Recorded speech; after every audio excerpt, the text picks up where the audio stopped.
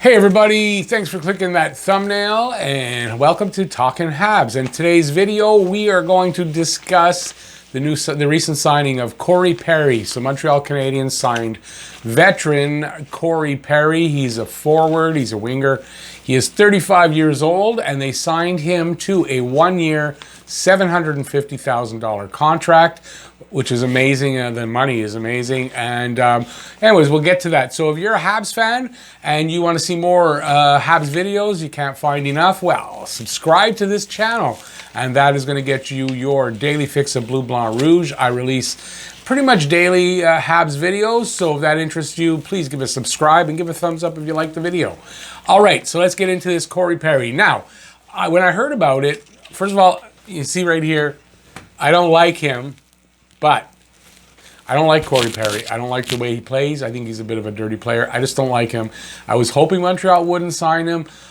But, so I'm going to read what I wrote. I wrote two things. Now, I wrote one part before, like when I first heard about it. But then I hesitated and I wanted to find out a little bit more about this signing. So I waited till there were some other articles out there. And I'm glad I did because I have a bit of a different insight, and that is going to be when I read the second page. So we'll get right into it. So Montreal Canadiens have signed Corey Perry. He's 35 years old, and they signed him to a 1-year, $750,000 contract. Perry is a player I never liked because of the way he plays. A chippy, dirty player who takes a lot of penalties, and there's some dumb ones amongst those that I saw as we played against him, right? He has won the Cup in 2007 with Anaheim, and he won the Hart Trophy and the Rocket Richard Trophy in 2011, both of them in 2011, and is still a dirty, chippy player with much less offensive upside to bring along with that. So he, at one point, scored 50 goals, 48 assists, had 98 points one season. I think it was like his second or third season. And he was a really good player, offensive. Like I said, chippy, dirty. I mean, a power forward type. So he was a really good player. He's not that player now, but he's still very capable. If he earns a regular spot and not just a taxi squad slot, because I first figured he's going to be on the taxi squad, he'll make Montreal a little tougher to play against based on his experience. He'll also make them a little dirtier and meaner and tougher to play against in the playoffs, which is true. I mean, and you know what? This is going to be a really tough division. Everybody's got some of these tough guys, and Montreal has gotten bigger, and now they've got even tougher and a little harder to play against. I guess he can still be effective on a fourth-line role and killing penalties, that's for sure. His career numbers are 1,045 games, 377 goals, 420 assists, 797 points, and 1,180 penalty minutes. That's a lot of minutes for a forward who's not necessarily a fighter. So you can tell his dirty side just from his penalty minutes right there. In the playoffs, 145 games, 41 goals, 57 assists for 98 points, and 213 penalty minutes. So he stepped up his average in the playoffs. But here's a guy that plays in the playoffs a little better than he played during the regular season. He steps it up. Kind of guy you want going into the playoffs. As much as I don't like him, I'm saying nice things about him. He also led the team with 70 penalty minutes last season in just the 57 games that he played. So he only had 21 points in those 57 games last season. But I mean, considering his age and everything, that's actually not too bad.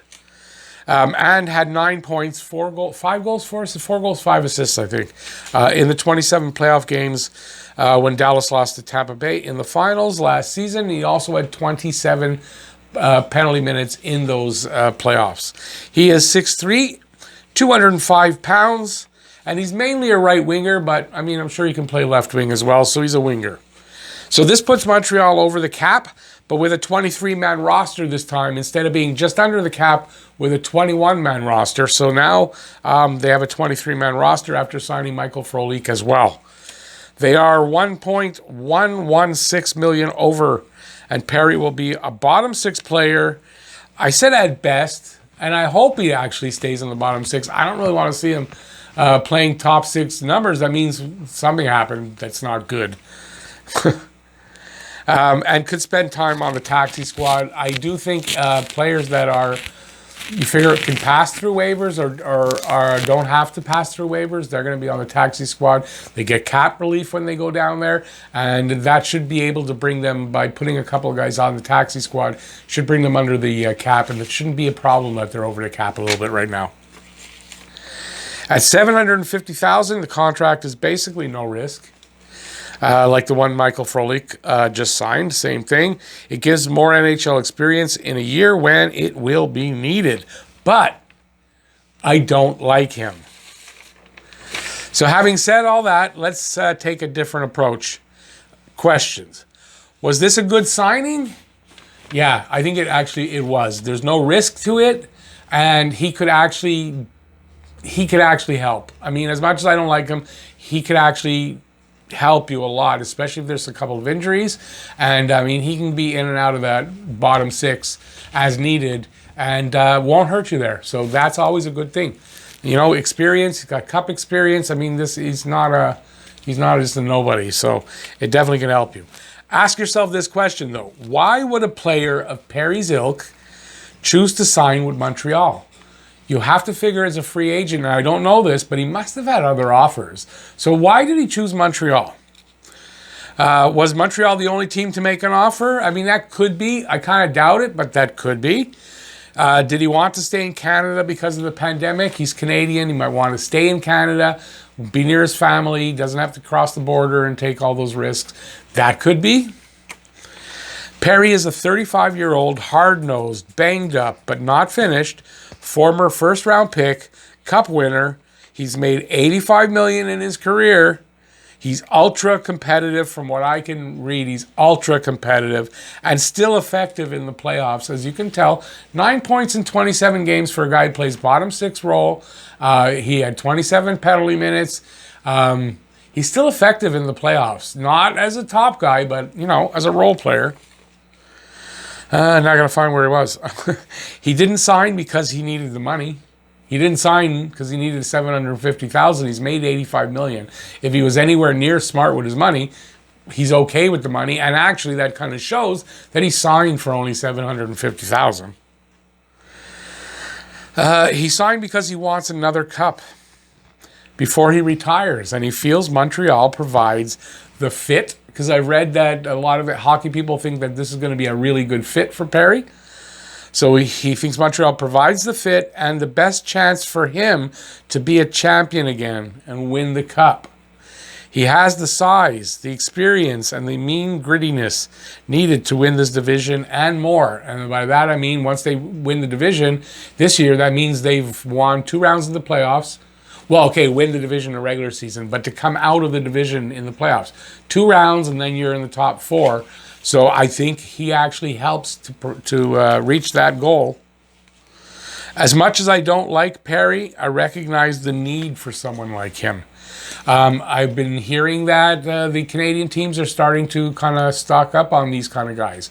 So this is going to be a really intense, physical kind of playoff season. So it's a good thing to have guys that can play that kind of style as Perry, because otherwise then you're the good guys amongst all the bad guys, and you're not going to go far. So it helps to bring in that kind of player that he is, even though I don't like him. I also recognize that players are starting to see Montreal as a place you can go to and win there. He wouldn't have picked Montreal if he didn't think that he has a chance to win here. And players haven't been coming here. And I have said this on a few occasions on camera, that when Montreal is a good team and starts to look like they're going to win and then starts to win, players will come here. We will be able to sign players and they will come here. Watch and see. The Montreal Canadiens are on the way back finally from that. Once players decide, well, I can go there and I can be good and I can win, that's when Montreal is coming back. The Montreal Canadiens have gone from a team that is small but skilled to a team that is big and skilled and bruising and hard to play against. A team already built for the playoffs, as we saw on the RTP. You can see they step up in the playoffs. They're built for it. And getting ready to be a force in the league once more. Good job, Marc Bergevin. This was a good offseason for Marc Bergevin. I think the results are going to show on the ice. And I think we're going to have a good season. We're all going to be very happy. It's been a long time. We can have this much excitement going into a season and this much expectation that is realistic. I'm calling for them to win. I do think all the other teams except Ottawa have a chance. So I'm not saying that Montreal is that far ahead of everybody. I feel they will win. I think they're going to be the hardest team to play against in this division. And I think that will translate into winning the division. So we'll see what happens. That's my video. Thanks for watching, everybody. If you enjoyed it, give it a thumbs up. If you are new to the channel or you haven't subscribed yet, please subscribe. That will get you, if you're a Habs fan, just like I am, that'll get you near daily, almost everyday videos of different sorts about the Habs and concerning the Habs. And that's right here at Talking Habs for your daily fix of Bleu, Blanc, Rouge. So thanks for watching, everybody. I so appreciate that. Stay safe out there and all this lockdown and all the COVID and everything. And peace out, everybody. Peace out. I'll see you next video. I'm doing the live streams for the World Juniors. Don't forget, Tuesday and Thursday, 4 p.m. We're going to live stream while the game is on and have a lot of fun. See you there. Bye, everybody. Have a great day or night or more, whatever.